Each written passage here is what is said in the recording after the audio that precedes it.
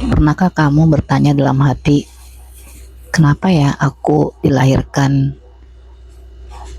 kalau hanya untuk dibuang? Atau kenapa ibuku sendiri yang harusnya melindungi malah menyakiti aku? Pertanyaan ini berat dan banyak orang menyimpannya dalam diam seumur hidup. Dan hari ini aku ingin mengajakmu merenungkan luka yang sering tak dibicarakan, yaitu luka batin yang lahir dari ibu sendiri.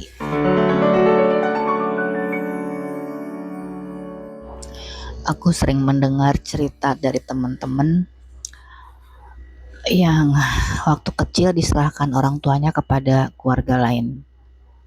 Alasannya bisa macam-macam, ekonomi, perceraian, atau karena orang tua merasa gak mampu membesarkan. Meski keluarga pengganti merawat dia dengan sangat baik, di dalam hati kadang-kadang ada muncul bisikan, kenapa ya aku tidak cukup berharga untuk ibuku sendiri? Dalam teori attachment atau keterikatan yang dikembangkan oleh John Bowlby, anak kecil membangun rasa aman dari kedekatan dengan sosok utama dan biasanya adalah ibu. Ketika kedekatan itu putus terlalu dini, anak bisa merasa ditolak. Bahkan kalau sebenarnya ia diasuh dengan penuh kasih oleh orang lain. Dari sisi psikoanalisa atau ilmu tentang jiwa bawah sadar, ini disebut sebagai narcissistic wound atau luka terhadap harga diri. Luka yang membuat seseorang merasa eksistensinya tidak sah.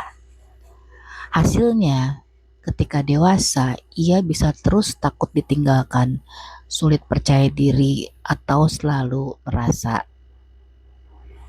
nggak cukup.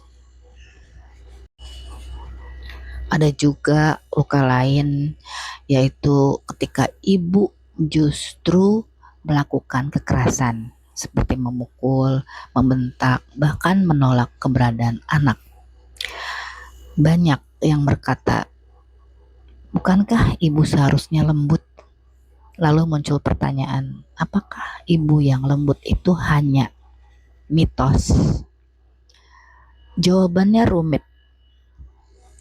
Ada ibu yang hangat dan penuh kasih, tapi gambaran ibu pasti penyayang memang sebuah idealisasi budaya. Realitanya, ibu juga manusia, membawa trauma masa kecil, kelelahan, beban ekonomi, dan seringkali tekanan patriarki.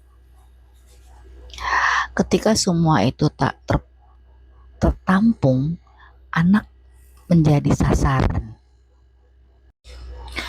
Dari sudut psikoanalisa atau psikoanalisa klasik atau pemikiran awal tentang kejiwaan oleh Sigmund Freud, hubungan ibu dan anak itu selalu penuh ambivalensi, yaitu antara cinta sekaligus benci.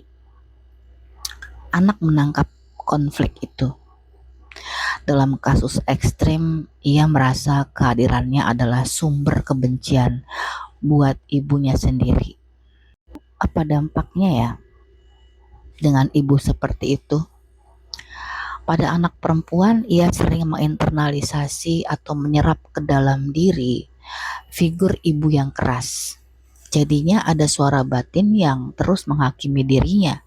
Ia bisa sulit menerima tubuh dan identitas perempuannya sendiri karena tubuh perempuan dihubungkan dengan kutukan yang diwarisi dari ibunya. Dalam relasi, ia bisa terjebak dalam pola pengorbanan atau justru konflik dengan sesama perempuan. Sementara itu, pada anak laki-laki,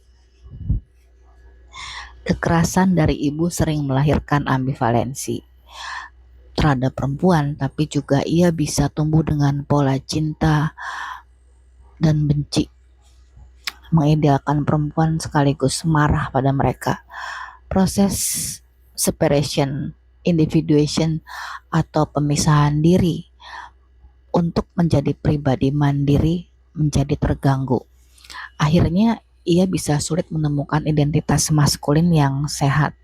Kadang jadi agresif terhadap perempuan atau sebaliknya, selalu mencari sosok ibu yang lembut tapi tak pernah ia temukan. Inti dari semua ini adalah satu rasa yang sama. Anak merasa keberadaannya tidak dikehendaki, mau laki-laki ataupun perempuan. Dari sisi spiritual, luka ini sering membuat orang merasa asing di dunia, seperti tak punya rumah sejati. Ia terus mencari-cari pelukan yang dulu tak pernah ia dapatkan dari ibu.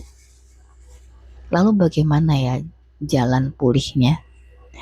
Salah satunya dengan menghadirkan ulang ibu batiniah atau inner mother, yaitu sosok di dalam diri yang bisa memberi penerimaan dan kasih sayang yang dulu hilang.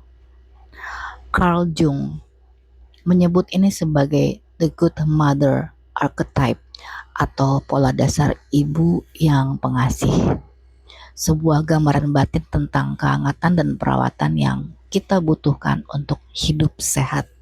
Ketika kita belajar menjadi ibu bagi diri sendiri, memberi pelukan, pengertian, dan maaf, kita pelan-pelan menyembuhkan luka yang diwariskan.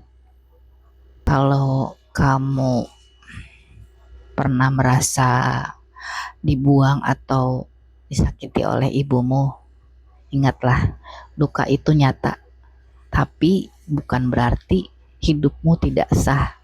Kamu layak ada di dunia ini, dan meski ibumu tak mampu memberi pelukan yang kamu inginkan, yang kamu butuhkan, kamu tetap bisa menemukan rumah dalam dirimu sendiri.